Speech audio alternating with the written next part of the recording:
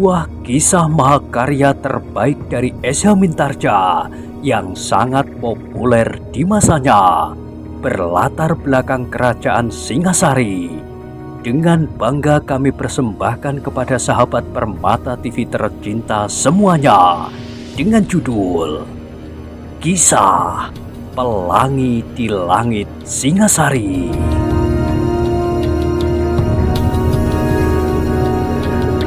Pada kesempatan yang sangat baik ini, kita masuk pada episode yang ke-203. Selamat menikmati.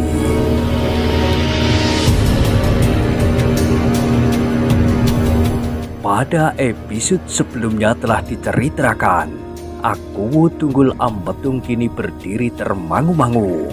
Ken Dedes yang kini adalah Ken Dedes permaisurinya yang memandangnya dengan penuh keheranan namun juga kecemasan. Apakah yang telah terjadi, tuanku? Bertanya Ken Dedes pula. Aku Tunggul Ambetung menggeleng-gelengkan kepalanya. Ia mengambil kesimpulan bahwa Ken Dedes sendiri tidak menyadari apa yang telah terjadi dengan dirinya. Karena itu maka Aku Wubun itu pun menjawab, "Tidak apa-apa, aku hampir-hampir lupa diri dan berbuat di luar kesadaran. Maafkan aku." Tuanku tidak bersalah. Tuanku adalah seorang yang paling berkuasa di Tumapel. Tuanku dapat berbuat apa saja sekehendak tuanku. Aku itu tidak menjawab, tetapi ia tidak dapat mengingkari penglihatannya. Ia sadar bahwa Ken Dedes memang bukan sekedar seorang anak yang dipungutnya dari kepapaan, seorang anak padepokan yang kecil.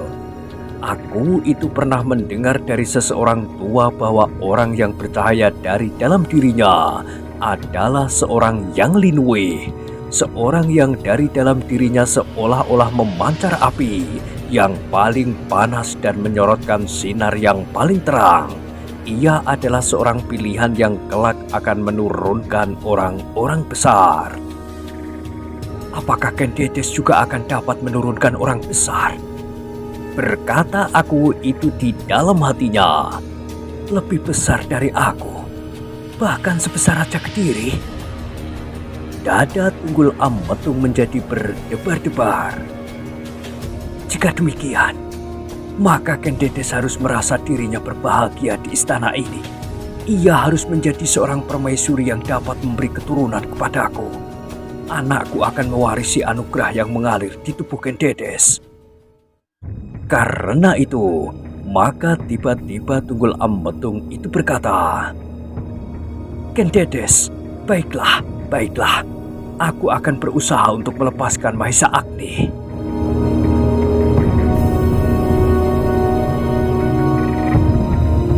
Ken Dedes terkejut mendengar keputusan Aku Tunggul Ambetung yang tiba-tiba itu. Sejenak ia berdiri saja terpaku di tempatnya karena jantungnya yang berdebar-debar terlampau cepat. Maka permaisuri itu seolah-olah menjadi beku di tempatnya. "Ken Dedes," berkata Aku itu, "kau dengar? Aku akan berusaha melepaskan Mahesa Agni. Tetapi aku harus berhati-hati supaya usaha itu tidak gagal karena keingkaran. Baik Kepu Sindet yang mengambil Mahesa Agni maupun Jajar yang gemuk itu." Ken Dedes tidak segera menyahut. Ia melangkah surut dan perlahan-lahan duduk di tempatnya kembali. Terasa sesuatu kini bergetar di dalam dadanya. Ia merasa gembira atas keputusan itu. Tetapi ia tidak dapat menyingkirkan perasaan kecewa yang telah mencekam jantungnya. Keputusan Aku yang tiba-tiba saja berubah itu menumbuhkan berbagai persoalan di dalam diri Ken Dedes. Apalagi ia menyaksikan sikap Aku yang tidak wajar. Seolah-olah orang yang perkasa itu menjadi ketakutan. Apakah yang membuatnya ketakutan? Pertanyaan itu selalu timbul saja di dalam dirinya. Agaknya Ketakutannya lah yang telah memaksanya untuk merubah keputusan. Bukan karena kesadaran di dalam dirinya bahwa seharusnya ia mengerti tentang perasaanku, perasaan seorang istri.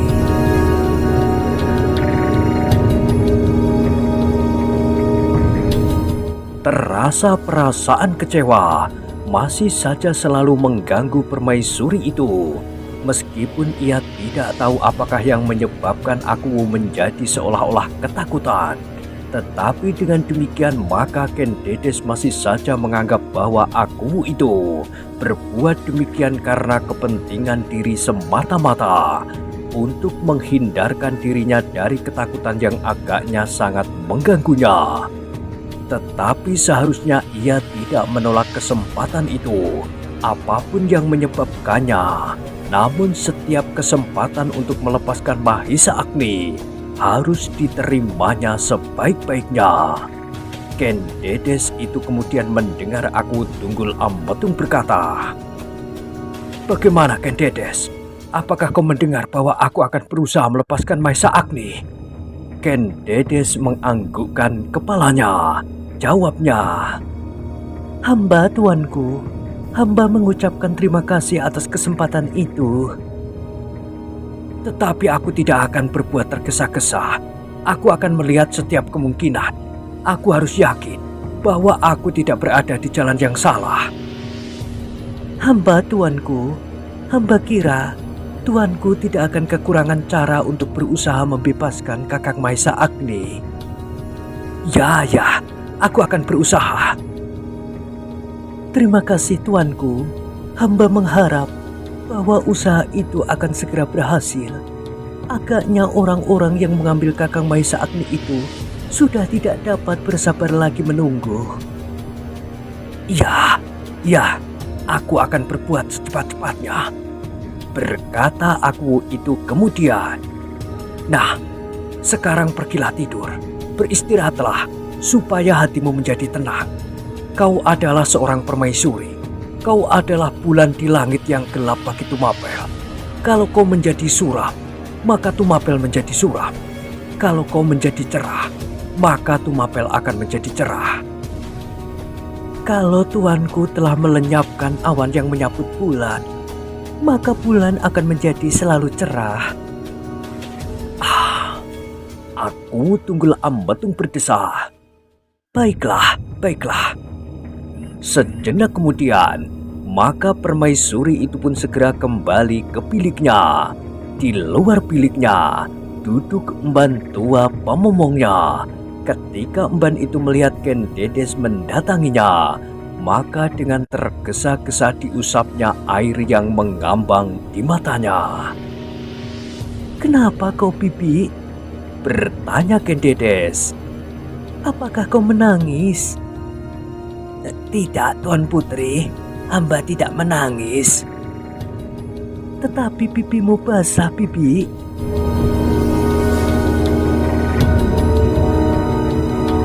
Emban tua itu menggeleng. "Tidak, Tuan Putri. Hamba hanya terlampau mengantuk. Hamba tidak tahu apakah sebabnya." "Kau mengelak, Bibi. Apakah kau mendengar pertengkaranku dengan tuanku Akuwu dan kau menangis karenanya? Lalu kau mendahului aku kemari?" Emban tua itu menundukkan kepalanya, tetapi ia tidak menjawab. Ken Dedes pun kemudian tidak bertanya lagi. Ia langsung masuk ke dalam biliknya dan emban itu pun mengikutinya di belakangnya. Kemudian dibantunya permaisuri itu melepaskan pakaiannya untuk berganti dengan pakaian tidurnya. "Akuwu telah menyatakan kesediaannya, Bibi," berkata Ken Dedes itu kemudian. "Tetapi aku belum tahu apa yang akan dikerjakannya." Emban itu tidak menyahut, tetapi ia tidak berani mengangkat wajahnya. "Mudah-mudahan Akuwu berhasil," desis Ken Dedes kemudian. Tetapi emban tua itu tidak pula menjawab. Ketika Ken Dedes berpaling ke arahnya, dilihatnya setitik air jatuh di lantai. kau menangis lagi, Bibi? Ken Dedes menjadi heran. Emban tua itu tidak dapat ingkar lagi. Titik-titik air telah merayap di pipinya yang sudah berkerut-merut. Kenapa kau menangis? Hamba terharu mendengar keputusan tuanku Aku Tunggul Ametung, Tuan Putri. Ken Dedes mengangguk-anggukkan kepalanya. Bagi Ken Dedes, emban itu adalah seorang yang bergaul dengan Mahesa Agni sejak anak muda itu masih kanak-kanak. Karena itu, maka pasti telah tumbuh ikatan batin pula di antara keduanya, di antara Mahesa Agni dan emban tua itu. Karena itu dibiarkannya saja emban itu menitikkan air matanya sambil membenahi pakaian yang baru dilepasnya.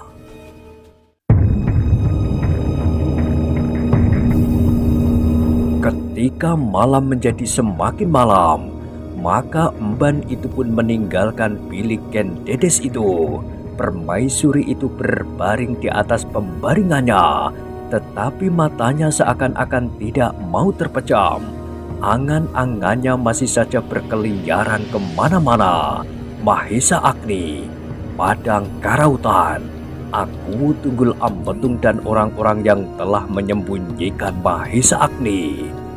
Namun karena letihnya, maka semakin lama maka mata yang bulat itu pun menjadi semakin redup.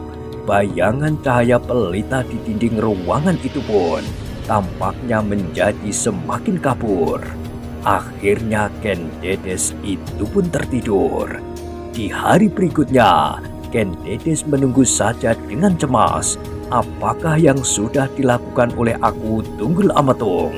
Ia tidak berani bertanya lagi, seolah-olah ia tidak percaya akan kesanggupan Aku. Tetapi Aku tidak menyebut-nyebutnya lagi. Aku tidak mengatakan kepadanya usaha apakah yang sudah dilakukannya.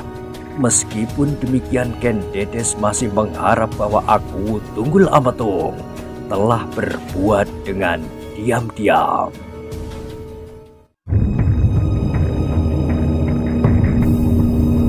Di hari itu, Ken Dedes hampir tidak keluar dari biliknya. Ia duduk saja dengan hati yang berdebar-debar. Emban pamomongnya mengawaninya dengan sangat telaten. Meskipun sebenarnya hatinya sendiri dicekam oleh kecemasan yang dahsyat. Namun apabila ia selalu berada di samping Ken Dedes, maka ia mengharap bahwa ia akan ikut serta mendengar perkembangan selanjutnya. Tetapi hari itu Aku Tunggul Ametung sama sekali tidak mengatakan apapun tentang usahanya melepaskan Mahesa Agni itu.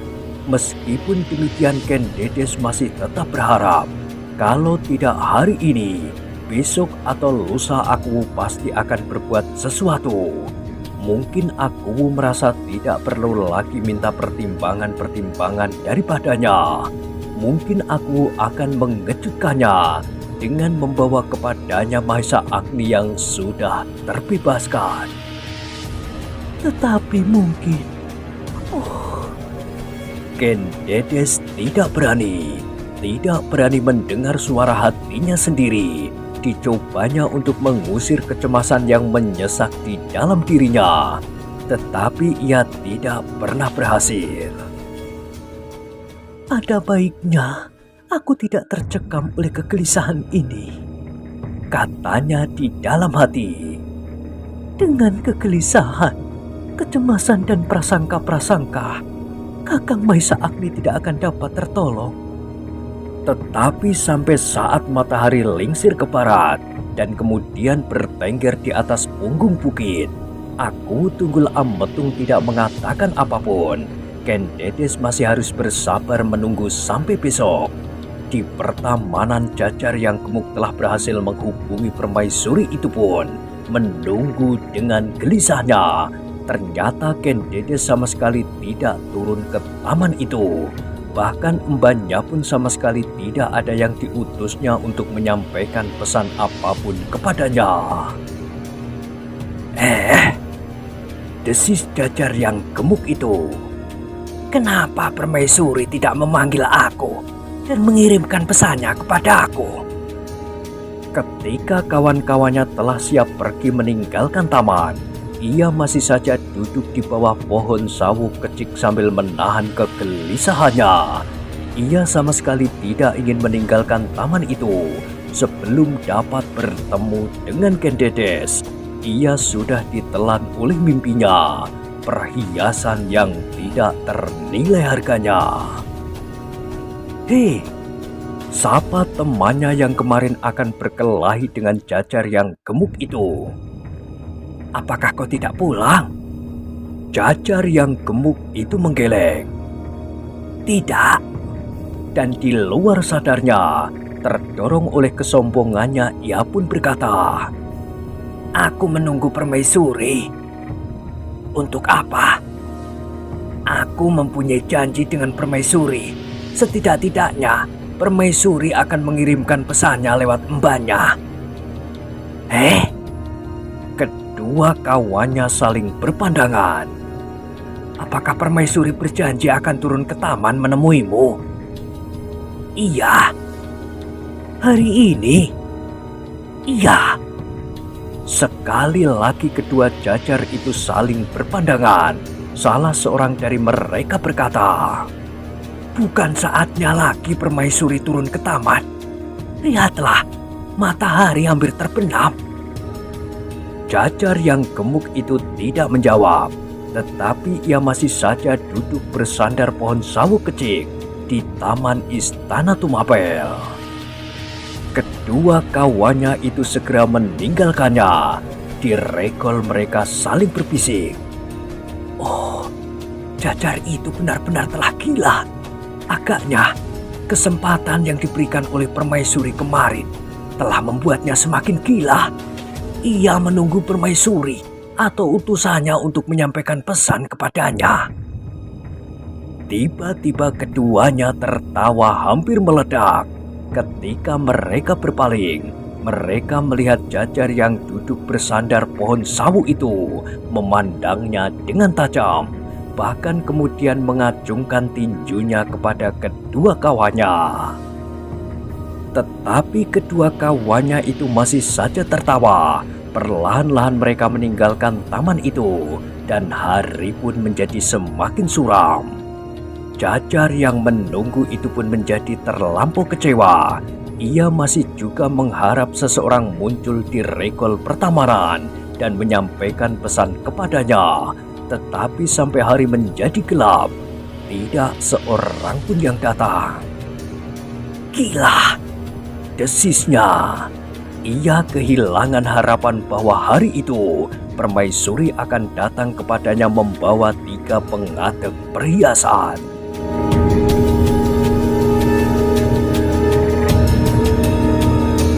Setidak-tidaknya 2 pengadek, desisnya. Jajar itu menggeliat, lalu berdiri bertolak pinggang.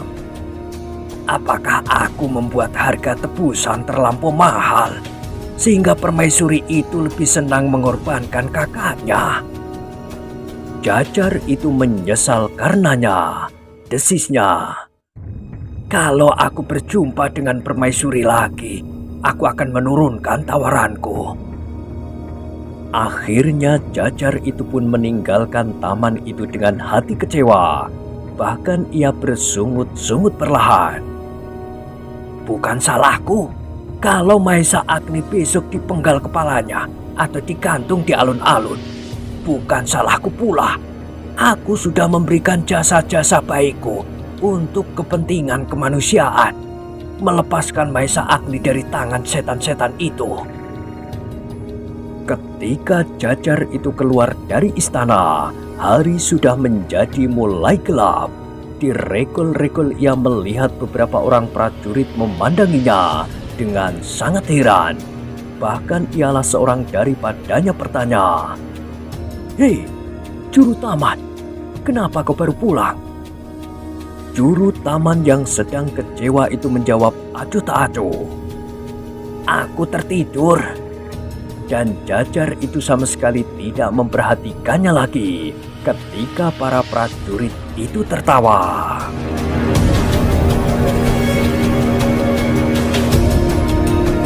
Kekecewaannya telah mendorongnya untuk berjalan tergesa-gesa, tetapi di sebuah tikungan ia terhenti. Hampir-hampir ia melonjak karena terperanjat. Tanpa diduga-duga, di hadapannya di dalam keremangan malam itu, ia melihat bayangan yang bergerak-gerak, semakin lama semakin dekat. Tidak hanya sesosok bayangan, tetapi dua, dan keduanya itu pun berjalan mendekatinya. Jajar itu masih berdiri tegak di tempatnya. Ia menunggu dua sosok bayangan itu menjadi semakin dekat. Meskipun ia belum tahu siapakah keduanya, tetapi Jajar gemuk itu segera mempersiapkan dirinya seandainya dua orang itu bermaksud jahat kepadanya. Apakah keduanya adalah kawan-kawanku yang iri hati? Jajar itu berdesis di dalam hatinya. Atau bahkan sama sekali tidak berkepentingan dengan aku. Keduanya hanya orang-orang lewat saja seperti aku. Tetapi Jajar itu melihat keduanya di tengah-tengah jalan, seakan-akan sengaja mencegatnya di tempat itu, di tikungan yang gelap itu. Darahnya serasa berhenti ketika ia mendengar salah seorang dari kedua bayangan itu menyapanya. Selamat malam, Kisanak.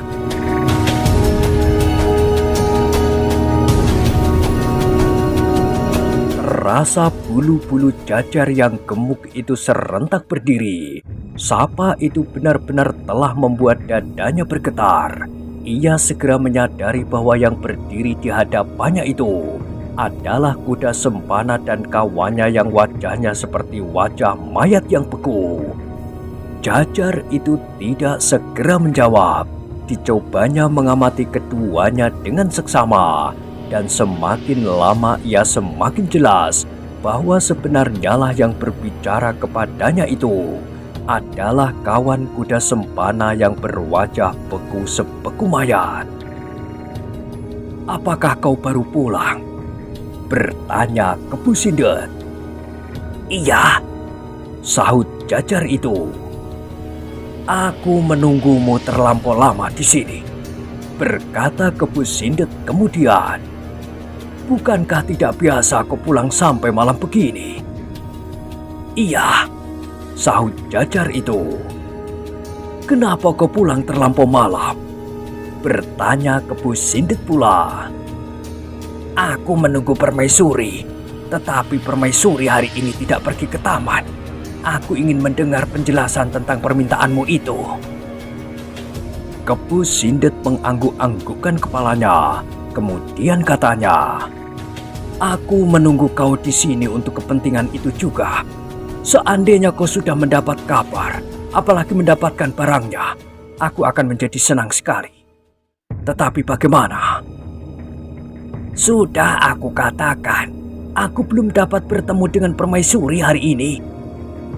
Kepu Sindet tidak segera menyahut, namun kebekuan wajahnya membuat Jajar itu menjadi berdebar-debar. Apakah aku berhadapan dengan hantu? Desisnya di dalam hati. Baiklah, berkata Kepu Sindet. Kau masih mempunyai waktu 4 hari lagi. Tetapi bagaimana apabila dalam 4 hari ini Permaisuri tidak pergi ke taman?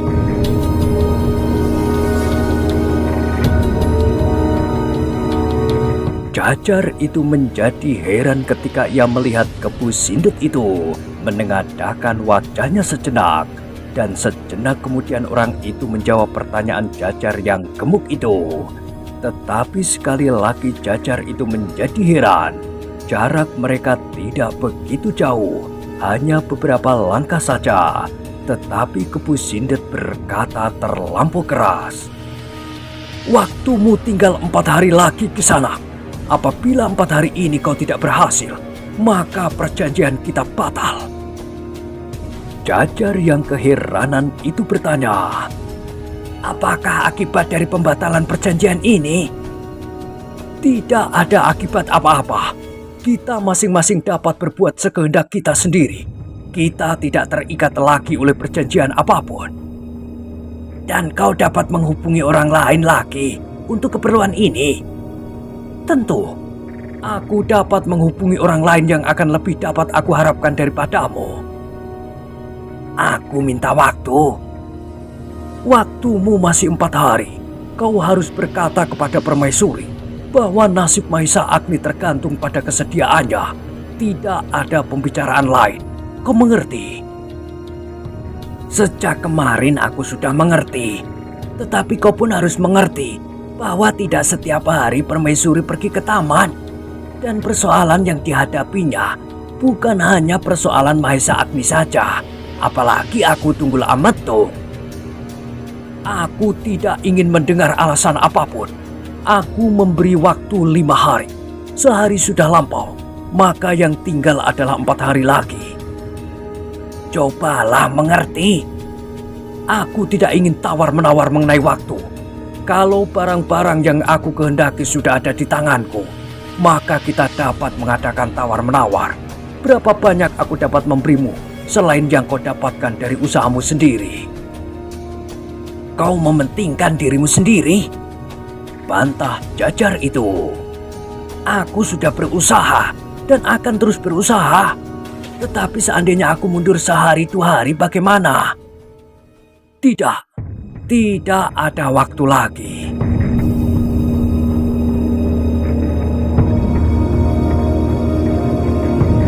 Jajar itu terdiam sejenak. Pikirannya saat itu hanya dicekam oleh kegelisahan.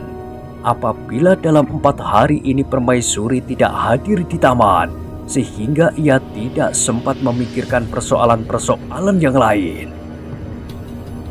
"Sudahlah, pulanglah. Meskipun tidak ada seorang pun yang menunggumu di rumah. Mungkin kau akan segera tidur, atau kau masih mempunyai acara-acara lain. Berkeliaran di sepanjang jalan-jalan gelap dan pergi mengunjungi rumah-rumah perjudian." "Aku tidak pernah berjudi." "Jangan membohongi aku. Pergilah." Jajar itu tidak sempat menjawab. Kepu Sindet dan kuda sempana yang seolah-olah seperti orang bisu itu pun kemudian meninggalkannya dan hilang di dalam kegelapan. "Setan alas!" Jajar yang gemuk itu mengumpat sendiri. Perlahan-lahan ia mengayunkan kakinya, meneruskan langkahnya. Tetapi sekali lagi ia tertegun ketika ia mendengar gemerisik dedaunan di pinggir jalan. Jajar yang gemuk itu mencoba untuk melihat ke arah suara itu. Tetapi ia tidak melihat sesuatu. Malam menjadi semakin gelap dan suara gemerisik itu berasal dari dalam bayangan gerumbul-gerumbul yang pekat hitam. Tetapi Jajar itu mendengar desir di pinggir jalan itu semakin lama semakin jauh. "Ada yang mengintip pembicaraanku," desisnya, dan Jajar itu menjadi berdebar-debar. Berbagai dugaan membayang di kepalanya. "Siapakah yang mencoba untuk mengintip itu?" Ia bertanya kepada dirinya sendiri. Apakah kawan-kawanku yang iri hati itu juru taman yang bodoh dan sombong? Atau prajurit-prajurit yang melihat permaisuri berbicara dengan aku lalu mengikutiku dan ingin mendengar persoalanku dengan permaisuri? Atau mungkin kawan-kawan kuda sempana yang mengawasinya? Seandainya aku berusaha untuk menangkapnya, maka ia memerlukan kawan untuk membantunya. Mungkin kuda sempana mengetahui dan merasa bahwa ia berdua bersama kawannya yang wajahnya sepupu mayat itu tidak sanggup melawan aku seorang. Jajar yang gemuk itu masih berdiri tegak di tempatnya. Ia yakin bahwa suara gemerisik itu adalah suara langkah orang yang tersuruk-suruk pergi menjauh. Tiba-tiba pertanyaan di dalam dirinya berkisar kepada sikap kawan kuda sempana yang wajahnya dapat menegakkan bulu-bulunya. Orang itu menengadahkan wajahnya dan memiringkan kepalanya seolah-olah mencoba menangkap sesuatu dengan pendengarannya. Kalau demikian, apakah orang itu mendengar juga suara desir di pinggir jalan itu? Lalu apakah sebabnya? Maka suaranya menjadi kian mengeras dan seolah-olah dengan sengaja diperdengarkan kepada orang-orang yang sedang mengintainya. Jajar yang gemuk itu mengerutkan keningnya. Sekali lagi ia berdesah. Kalau begitu, maka orang-orang ini adalah kawan-kawan kuda sempana. Mereka ingin memancing kekeruhan, kemudian bersama-sama mengeroyok aku. Jajar yang gemuk itu mengangkat dadanya. Ia menarik nafas dalam-dalam. Agaknya kuda sempana dan kawannya itu mampu menilai siapakah aku. Mereka terpaksa memanggil kawan-kawannya untuk menghadapi aku seorang diri. Jajar itu kemudian mengayunkan kakinya, melangkah perlahan-lahan pulang ke rumahnya. Tetapi sekali lagi ia tertegun, sehingga langkahnya terhenti. Bukan karena ia mendengar langkah orang lain, bukan karena ia melihat sesosok bayangan, tetapi ia tersentak oleh pikirannya sendiri.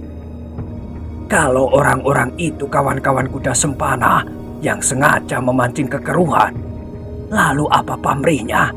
Aku belum berhasil membawa apapun dari istana. Wajah Jajar itu menjadi tegang. Tiba-tiba ia sampai pada suatu kesimpulan yang mendirikan bulu romanya. Oh, mereka sedang menunggu aku. Kalau aku membawa perhiasan itu, maka mereka akan beramai-ramai menangkapku dan membunuhku. Mungkin aku akan dibantainya, seperti membantai sapi di pembantaian. Terasa tubuh Jajar itu menjadi gemetar, dan tanpa sesadarnya ia berpaling, seolah-olah ada orang yang sedang mengikutinya. Meskipun kemudian ia tidak melihat seorang pun, namun hatinya masih juga berdebar-debar.